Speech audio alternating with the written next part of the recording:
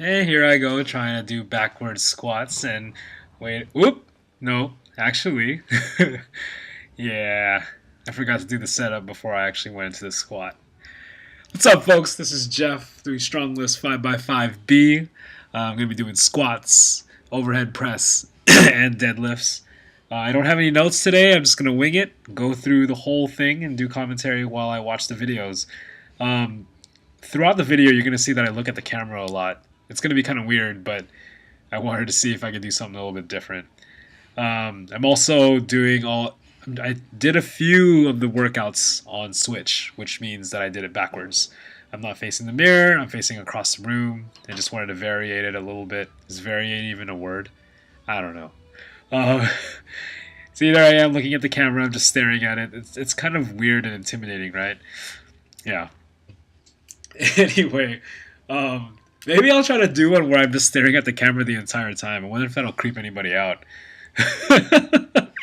Okay, so did a warm up with the bar, 10 reps, one set, 95 pounds, 10 reps, one set, and I think I did 135, 10 reps, 8 reps, one set.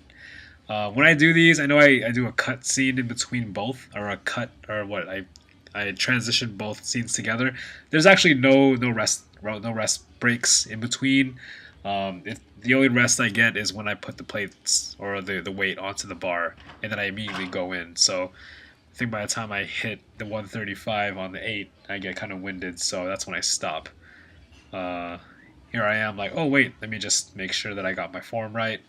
So today was the day I actually made the post about my form check. I made a form check series of videos. I made a little playlist on YouTube or on this channel, and I shared it on subreddit, StrongLifts 5x5. And I got some good feedback. I'm going to keep that in mind during my next session and the sessions to come. I've got to really tighten up on the core, really engage the abs, really tighten up the back. I noticed that with that in mind, my most of the tension that I have when I do these squats is at the hips and at the shoulders. So like the upper back. I'm really trying to engage my upper back by squeezing my shoulders together and keeping that whole top part locked. And then I try to make all the work happen at the hips. And what that leads to is really loose core. And I should be really tightening up the core. I know all the power comes from the core, and I think I've developed bad habits in the squat by doing that. So I've really got to keep that in mind when I go through these squats. So now here we go with the working sets. I've also noticed that I do kind of a different swing now when I go into the squats. Sometimes I'll do a stomp, but I kind of, before I get underneath the bar, I do this weird swing underneath it to do the jump. And then I start doing all the little things, subtleties that I do in preparation for the squat. Uh, yeah. Oh, the other thing is now I'm really trying to incorporate the pause at the bottom. That way there's no momentum. I know, like in the earlier videos, I talked about how as soon as my hamstrings touch my calves, then that's the cue to go back up. Well, what happens when I do that is it's kind of like hitting momentum and then snapping back up. Well, I want to get rid of that and just pause at the bottom and then use muscle and activate the muscles and then raise to the top. So, I'm gonna do that. And going back to the whole keeping the core tight thing, I really got to do that because I think that'll lessen out the butt wink, and it'll also lessen the. My lower back gets really sore after really heavy squats. And the thing is, now at 215, this is getting pretty heavy. We're almost at 2 plates. We're like 10 pounds away from 2 plates. So by the time I start next week's set, I'm gonna be I'm gonna be at 225, and that was the main working set that I did when I was doing bro splits. So back in February, that's what I ended off with. Well, I didn't end off with that. I actually did end off with 245, but the main working sets were always 225. Sometimes if I felt anxious or like felt ambitious, that's the word, then I would go into 245, and that'll probably be only up to like 8 reps at most. And now we're only aiming at 5 reps, so it's a little bit different. But man, by the end of this workout, I was winded. I was tired, I couldn't believe how tired I was after doing this because it gets pretty hard. You know, you're doing the same set of reps, the same weight 25 times.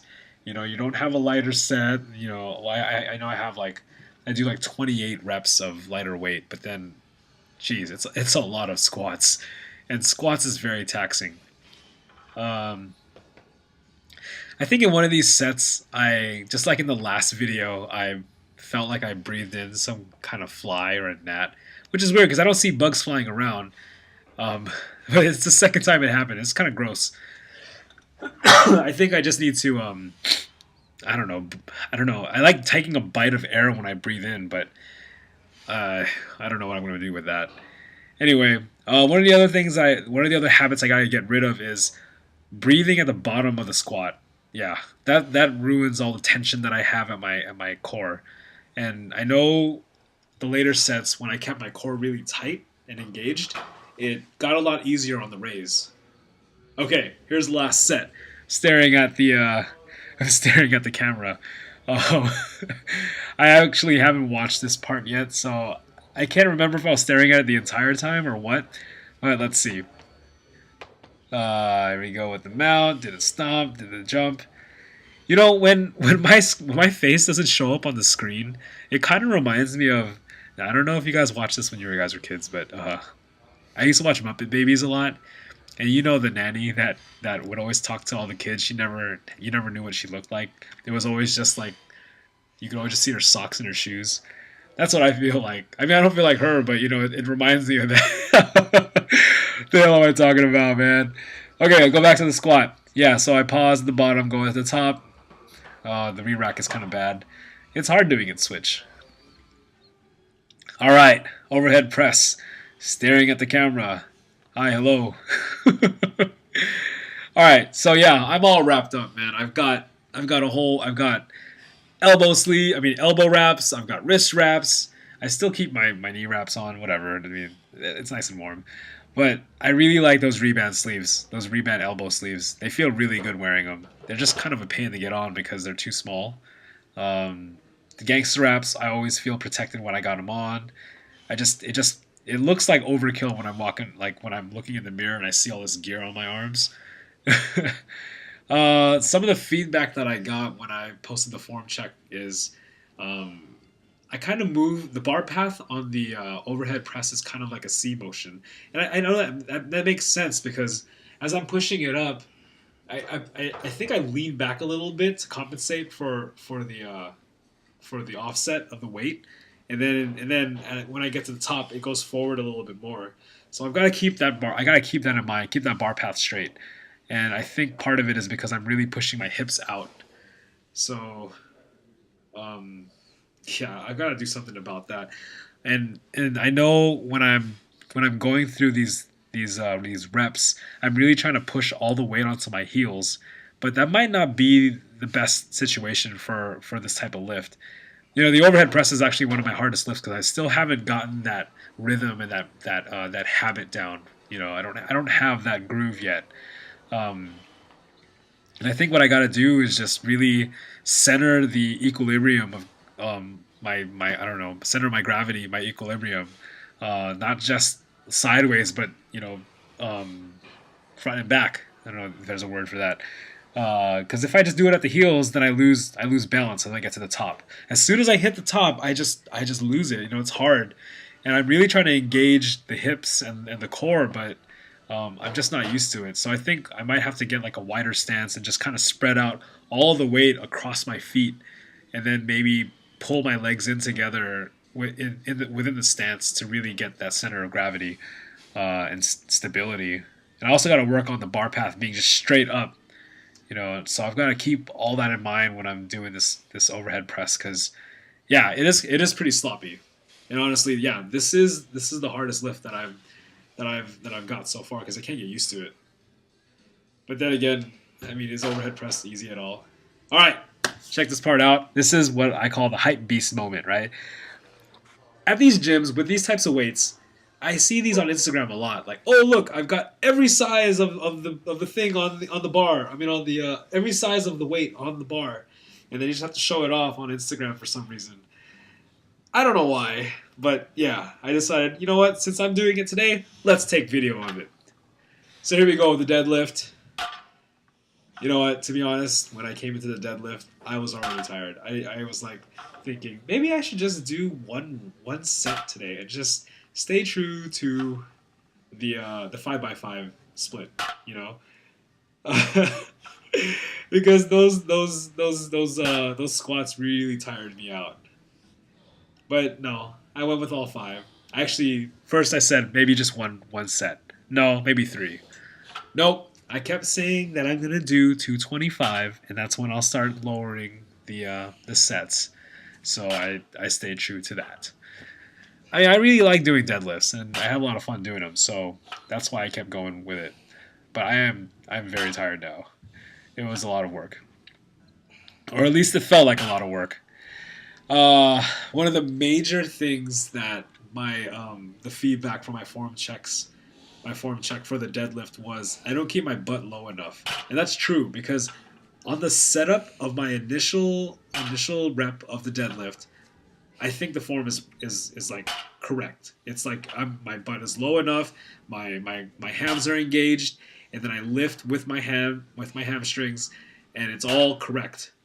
And then after that first rep at the drop, then my back is engaged, and I totally forget about using my hands. So it's almost like for every set that I do, I'm gonna have to slow it down and just reset every time. I might have to do that. You know, just like how I'm trying to do the pause at the squats, I'm gonna have to do the same thing for the deadlifts. That way, I really engage the hands as well. You know, because after I'm done with these things, after I'm done with a set, I feel like my lats are on fire. Like, oh my god, my back is so worked, but I don't feel it on my legs. So those are some habits that I really gotta take down and really keep, or really develop, and just have a second nature. All right, so yeah, I did 5 reps. I did 5 sets of the deadlifts, and yeah, overall, I felt dead tired after the workout. I was really satisfied though. I felt like I really put in work today. So that's that for day 14. Go ahead and like, subscribe, and comment up your feedback. Send me some plur vibes if you're down and you feel that. And I'll see you in the next episode when I get back into rec mode. Thank you.